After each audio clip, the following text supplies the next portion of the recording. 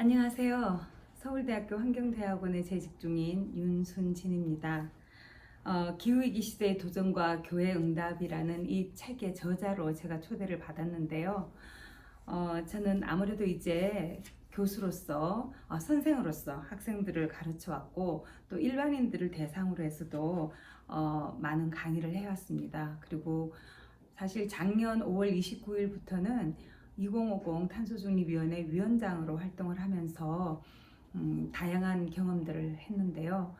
사실 기후위기라는 그런 위기는 정말 중요하고 너무나 우리 삶에 우리 생존 자체를 위협하는 그런 위험임에도 불구하고 일상적으로 우리가 잘 느끼지를 못합니다.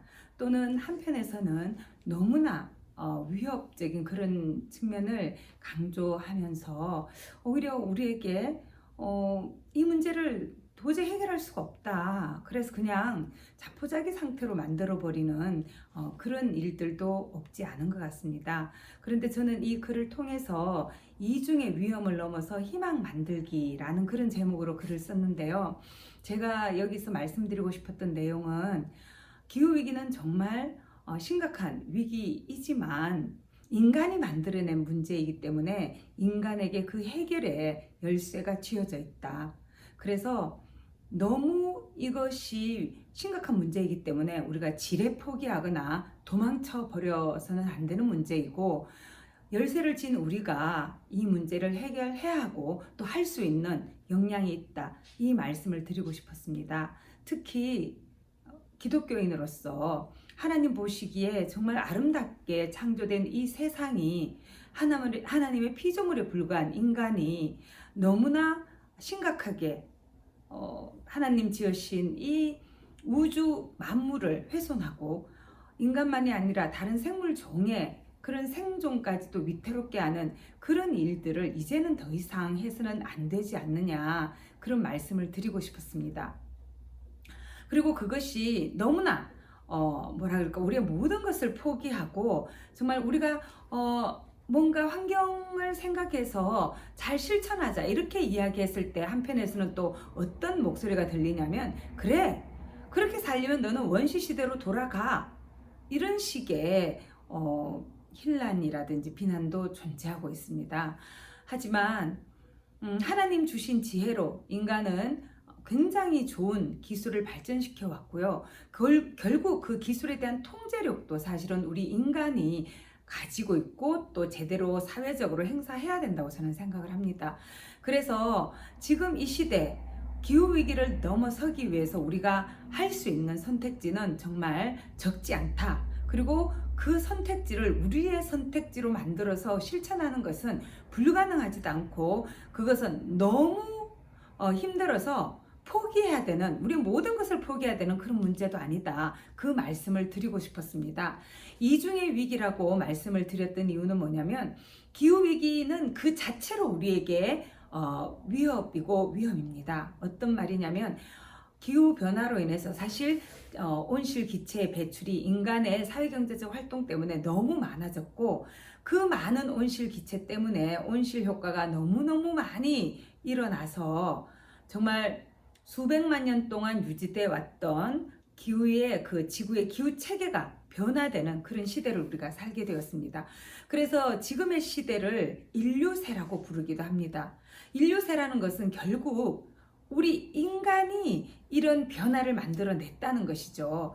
그렇기 때문에 이 인류세를 뛰어넘을 수 있는 그런 힘도 우리에게 있는데, 우리의 많은 사회경제적 활동이 온실기체를, 온실가스를 만들어냈다면 우리 사회경제 활동을 변화시켜야 된다는 것이고, 그 변화는 결코 불가능하지 않다는 것입니다. 그래서 저는 제 글에서 시민으로서, 소비자로서 우리가 할 수 있는 일, 그리고 기독교인으로서 우리가 할 수 있는 일에 대해서 말씀을 드렸습니다. 이중의 위기라고 한 것은 기후변화 자체가 우리에게 너무나 심각한 이상기후로 인한 물리적인 위협이 될 뿐만 아니라, 이 문제를 해결하기 위해서 전 세계가 탄소 중립이라는 온실가스 배출과 흡수를 동일하게 해서 탄소 배출이 더 이상 순배출이 일어나지 않도록 하는 그런 상태를 탄소 중립이라고 했을 때, 그것을 어떻게 해낼 것인가에 대해서 제안을 드렸던 것이죠.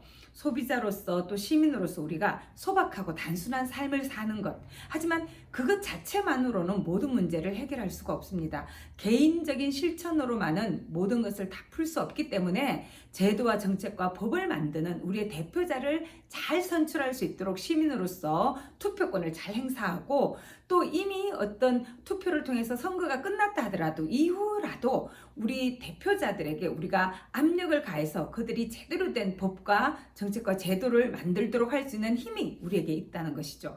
그리고 우리는 소비자로서 기업에 보다 에너지 효율적이고 또 포장재라든지 이런 것들이 덜 배출되고 재활용이 가능한 그런 제품들을 구매할 수 있는 소비자로서의 주권을 행사할 수 있고, 또 주식시장에서는 투자자로서 그런 활동을 하는 기업들의 주를 사줄 수가 있다, 그런 제안을 드렸고요. 또 많은 이런 인식을 같이 하는 사람들이 단체를 만들어서 공익을 위해서 우리가 헌신할 수도 있다고 말씀을 드렸습니다.